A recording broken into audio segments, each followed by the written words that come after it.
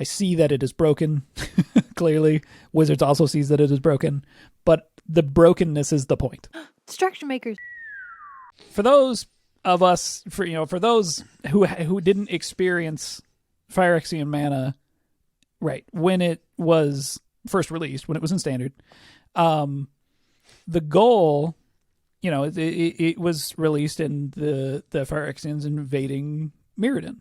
Well, if we think about like what they're attempting to do, right, their all will be one mentality, right, yes.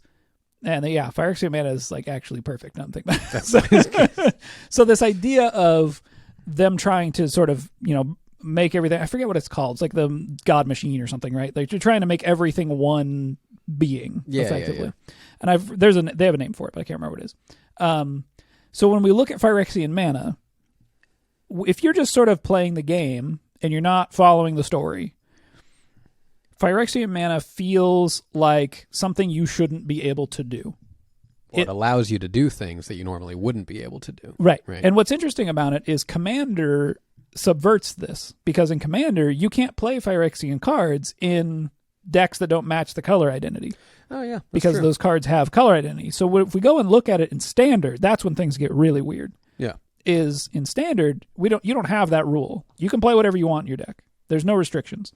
So you can be playing a green deck that has Mental Misstep in it or has Dismember in it. Yeah. Okay. So you can have... Okay. Yeah. What the hell? Yeah, that card's great. Okay. And that card's still playable even in Commander and stuff. But in Standard, you can play that card in green. Right.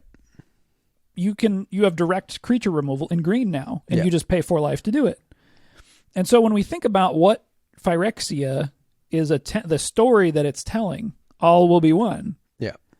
We look at Phyrexian Mana, it's exactly the story that the mechanic is telling. Right. You give yourself up more to the Phyrexians, and all of a sudden you are able to do more than you should normally be able to do. And it feels weird and wrong and perfect for the story that's being told through the mechanics.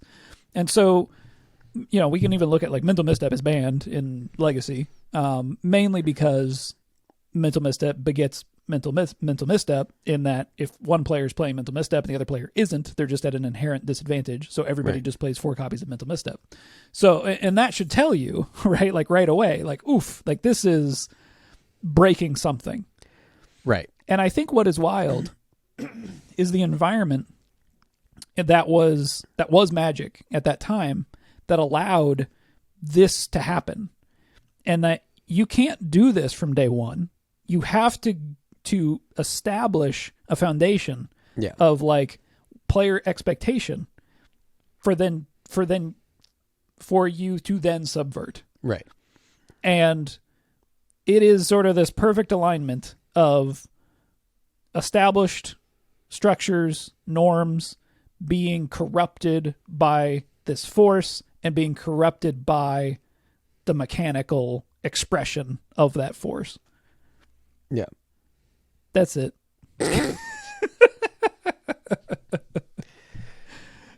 So when you say, for instance, that it like causes problems, right? So you mentioned Mental Misstep.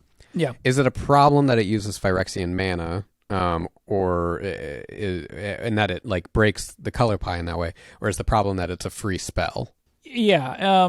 I mean, you can look at the other free spell that costs 1 blue Phyrexian Mana, which is Gitaxian Probe, which is I look at target player's hand and then draw a card. That also saw play though, didn't it? Oh yeah, it did. Yeah.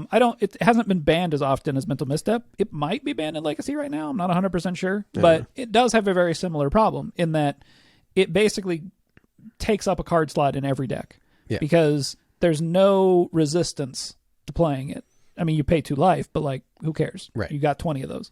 So, the idea that you can subvert the color structures of Magic and have someone have to pay life instead shows us that splitting things into colors and maintaining that color distribution of ability is foundational, first of all. Yeah. But also in that if you don't do that, play becomes homogenous. Like if every color can do everything, why have colors at all? And was the meta at the time of those Phyrexian sets, was that homogenous, or was there still a decent healthy meta with like 3 to 5 decks? Oh, sure. It was a pretty healthy. I shouldn't say pretty healthy. It was okay. It was a decent meta.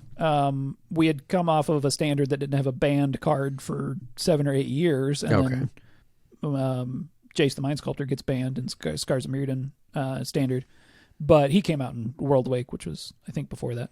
Okay.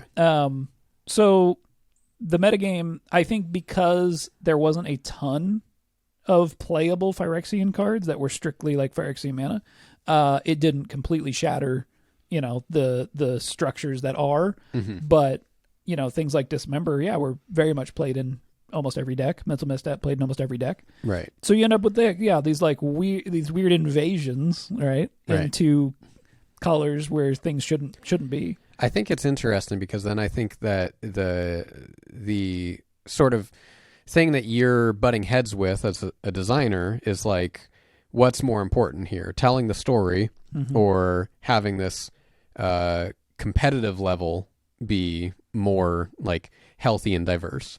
Because I do think that yes, like especially at that time, you really wanted to make sure that the competitiveness of Magic felt good and was in a good place. Right. But I'm sure me as a filthy casual, I would have loved Phyrexian Mana. Like, I feel like I played it now in decks, and I'm like, yeah, this is really cool. I think what's interesting about it, though, is that it's very off-putting to a casual audience, though, because they value life points more than they should. Yeah. So there is a tension there, which is good. Not a new casual, yes, that someone hasn't played like very much. I think that someone that maybe has dabbled, gone to a tournament or two or something like that, but doesn't take it too seriously, would probably enjoy it. Well, the other thing that we can look at, too, is the other time when the color pie was broken in a similar way, but differently in Time Spiral, where we had Planar Chaos, which was a set where we saw sort of these colors that normally do things as a secondary or tertiary effect, having those things at the primary effect of the color. The best example being Damnation in black, in that you have this mirroring of white and black as colors, in that you can kind of look at it as like horseshoe theory, where if you go far enough along on a track, you end up back sort of where you started, right? You go far enough to the left, you end up on the right. You go far enough on the right, you end up on the left. And so you see this perfectly expressed through Damnation and Wrath of God, in that they're perfect mirrors of each other in colors whose philosophies are theoretically totally different. Yeah. But there's a spot where they align in the destruction of everything. Right. With different motivation, theoretically. But and if we compare this to Phyrexian Mana subverts this even a step further. They're this omnipotent force, we've removed psychology, right? They're not human. Right. They have no soul. There's not a feeling necessarily to what they're doing. It is just you sacrificing yourself in a way to serve a function. It feels very robotic. Yeah. I mean, it feels like these human emotions, the psychological needs do not apply to them. They do not have.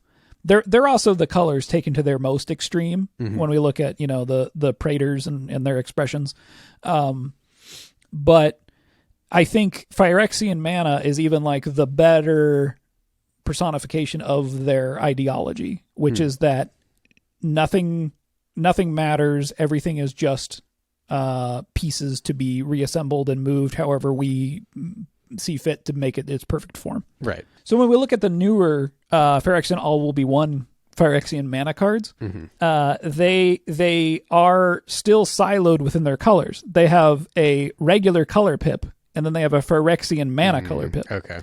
And it's because of the way that this broke the game. Right. Right. That they didn't want to make the same mistake another time. But to me, I'm like, that sort of undercuts the entire undercuts the feeling. Right. Yeah. But it shows probably where, when in hindsight, they look back and they go, okay, Sure. it was probably more important for us to make sure that there was a healthier, more diverse, competitive format Right. and diversity amongst decks than trying to be extra expressive of the story and narrative. Right. And I think that to me is a little bit of a travesty. It's understandable. I do wonder if part of this is because they're thinking about, well, we need to design for more of an eternal world now. That's also possible. In that, when regular Phyrexian Mana is in standard, eventually it rotates out, and this thing that we're talking about, this weird experience, kind of gonna go away. It sticks around in other formats. Yeah. Sure, I could see why they'd be a little bit gun shy to go back and do that same mistake again. Right. I think it's there's got to be another way to do it, I think, but yeah. I'm sure I think it's probably significantly more difficult with a paper design card game. Oh yeah. Like when I think about this same thing, I'm like, man, with the capabilities of digital, like I'm sure you could probably do that and get away with like expressing that story without probably as much consequence. It wouldn't be as direct, obviously, but you could throw in these other things that, it's probably too heavy, too much to keep track of as a paper design, but digitally it could track things. Well, and the cards can change over time, right? Yeah. So if you fight off the Phyrexians, maybe the cards change. Yeah. That's wild. That'd be cool. That could be really cool. Yeah. Mental Misstep becomes just one regular blue mana. Right. It's still broken, but it could be slightly different. Slightly maybe less broken. Yeah. At least it wouldn't be seen in every deck. I don't know. You're right. That could literally be the story that you tell, right? Yeah. You have an entire set that's totally broken and used that way, and then once the set's over, the story that gets told at the end is like you threw the Phyrexians away, they're gone, and now all the Phyrexian mana on all the cards is just normal mana. That'd be wild. That'd be crazy. To wrap up the discussion on Phyrexian Mana, I do think that it is one of the best flavor expressions of mechanics that the game has ever seen. I see that it is broken, clearly. Wizards also sees that it is broken, but the brokenness is the point, right? The brokenness is what made this a special moment and made these cards so interesting. Yeah. And evoked in the player the feeling that was intended. Yeah. The feeling of, this is broken and wrong. Yeah, it was. When I go back and listen to old podcasts of Mark Rosewater talking about the sets at that time, it does sound wild. It sounds very fun. I wish I could have that same kind of excitement for a set. It was a golden time.